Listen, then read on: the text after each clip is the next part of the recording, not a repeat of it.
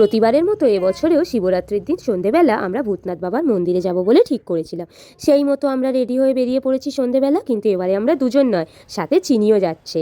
বাড়ি থেকে বেরোলাম যখন, তখন প্রায় 8টা বেজে গিয়েছিল, আর ওখানে যেতে যেতে 8:15 বেজে গিয়েছিল। গিয়ে তো দেখলাম প্রচণ্ড ভিড়। যদিও জানতাম খুব ভিড় থাকবে, তাই বাড়ির ওখানের মন্দিরেই আমি জল ঢেলে এসেছিলাম।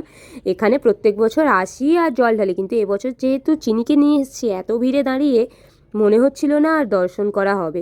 তাই ভিড় দেখতে দেখতে সামনের দিকে এগোল। প্রচণ্ড ভিড় ছিল সামনের দিকেও, আর এখানে রাস্তার ধারে ধারে সবাই জুতো রাখছিল, আর উল্টো দিকেই ডালা পাওয়া যাচ্ছিল। কিন্তু আমরা যেহেতু ঠিক করলাম পুজো দেব না এবারে, কেন কি অনেকক্ষণ সময় লেগে যেত, আর চিনিও খুব কোলে বিরক্ত হচ্ছিল। আর এখানে দেখলাম ক্যামেরার সাহায্যে যে ঠাকুরের মাথায় জল ঢালা হচ্ছে চোঙের মাধ্যমে, সেই ভিডিওটা ওখানে রয়েছে।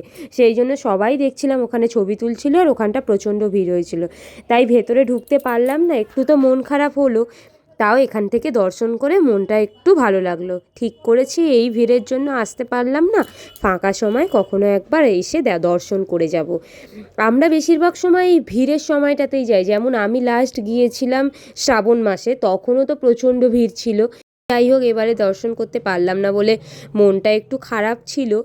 এসে দাঁড়িয়ে রইলাম, যখন যাব কি যাব না এরকম দোনোমনো করছিলাম।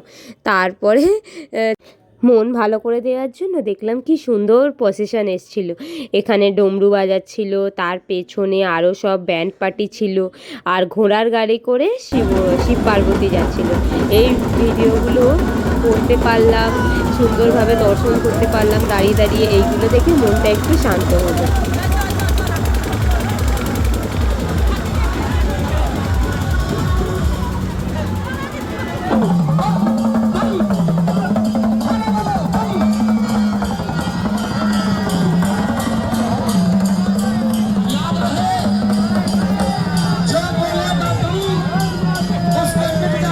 ভূতনাথ বাবার মন্দির থেকে ফেরার পথে রাস্তায় দেখতে পেলাম শ্রী শ্যাম মন্দির।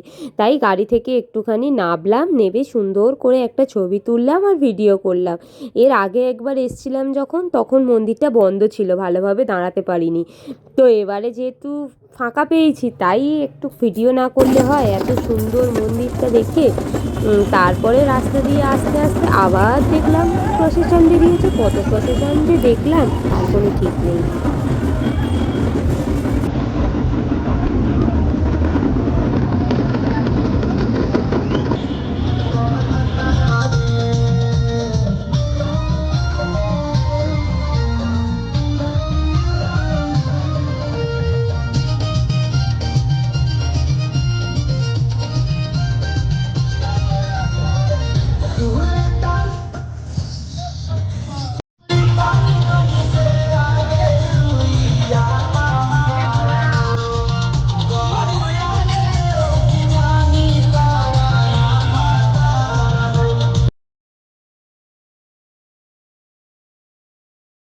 তখন 10:45 আমরা ঢুকলাম হাওড়া স্টেশন।